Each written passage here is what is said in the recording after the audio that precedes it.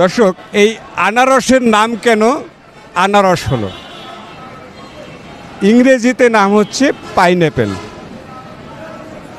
তো পাইনঅ্যাপেল নামটি কেন আসলো? দর্শক,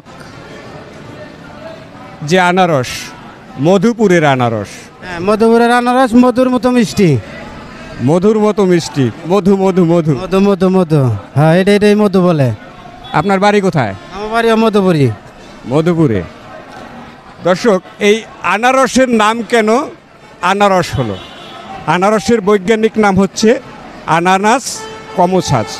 এখন এই আনানাস কমোসাস থেকে এই আনারসের নাম দেওয়া হয়েছে।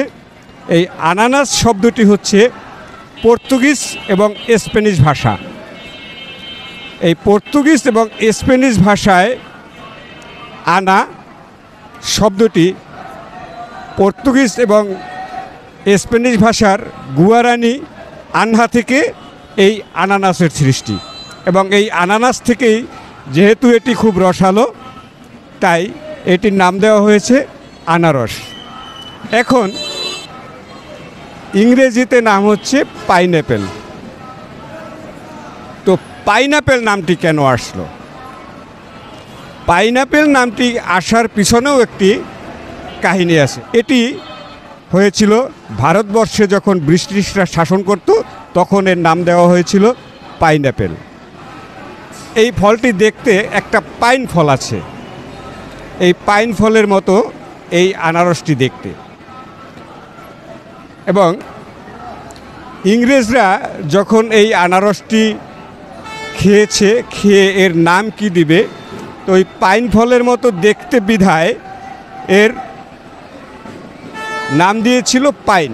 কিন্তু পাইন ফল তো আর একটা আছে, তাইলে নাম কি হতে পারে? ইংরেজরা যখন কোনো ফলের নাম ঠিক করত, তখন কোনো একটি নামের শেষে যদি আর কোনো নাম খুঁজে না পেত, তাহলে সেই নামের শেষে অ্যাপেল যুক্ত করে দিত। এবং তখন তারা এই ফলটি পাইনের মতো দেখতে বিধায় তারা নাম রেখেছিল পাইন, এবং নামের শেষে অ্যাপেল যুক্ত করে দিয়েছিল। তখন থেকেই এই নামটি পাইনঅ্যাপেল। এটি হয়েছিল ভারতবর্ষে যখন ব্রিটিশরা শাসন করত, তখন এর নাম দেওয়া হয়েছিল পাইনঅ্যাপেল। দর্শক, এবার বুঝতে পারছেন পাইনঅ্যাপেলের নাম কেন হলো, আনারসের নাম কেন আনারস হলো। দর্শক, আজকে এ পর্যন্তই। দেখা হবে পরবর্তী কোনো ভিডিওতে। ততক্ষণ আপনারা ভালো থাকুন, সুস্থ থাকুন।